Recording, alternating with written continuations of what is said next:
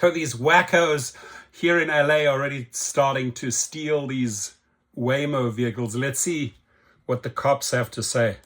Seeing those self-driving Waymo cars around town, most make it to their destination with no problem. Some but don't. Not this morning when LAPD arrested a man who tried to hijack one of the vehicles. And it's not the first time. KCAL's Gio and Signar is live now in downtown LA with more. Gio?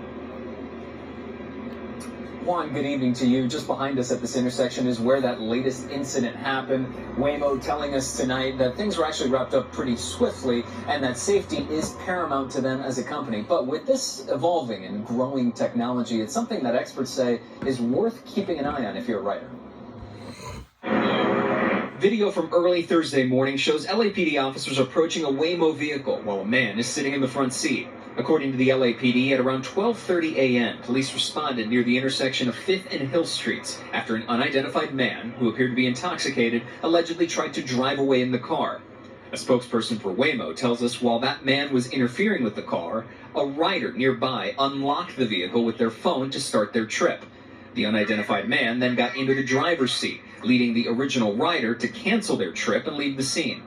Waymo says at this point, the individual refused requests to leave the vehicle, resulting in the company calling police. So there may be a lesson to be learned here that just like when you walk up to an ATM, you look around you a little bit. John Horst is a cybersecurity expert, and he argues that this evolving technology around self-driving vehicles is something users should have a healthy skepticism about. In addition to this morning's incident, earlier this year, a man was arrested on suspicion of trying to steal one of the driverless vehicles in downtown LA. We just need to understand that that car is being driven as a result of the code that was written by somebody, in some building somewhere. And we have to understand that there are risks there and ask ourselves whether we're willing to assume those risks. In a statement tonight, Waymo saying, quote, over the 5 million fully autonomous trips Waymo has provided, there have only been a handful of instances in which a rider or another unauthorized individual entered the driver's seat in an attempt to operate it.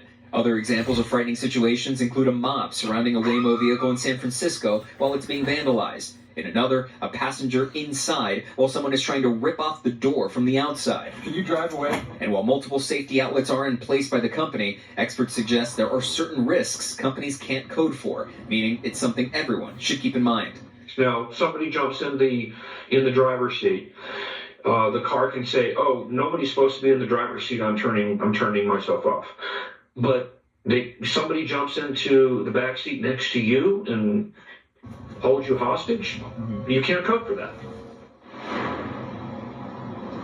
Waymo added that their vehicles are, and quote, designed so that authorized individuals, or rather unauthorized individuals, cannot disengage the automated driving system and manually operate the vehicles. They also point out that their rider support system can get in touch with law enforcement if any situation warrants. So, sounds like there are a lot of scenarios that, where Waymo's rather powerless. I mean, if somebody decides to jump into the back and, steal your wallet or your purse, I mean, what are they going to do? Interesting. I think this is going to be an evolving business that's constantly updating itself, constantly, I guess, getting better. How do you feel about this one? I'd love to hear your feedback. Stay safe out there, my friends, and stay away from those wacko jackos that try to steal your car.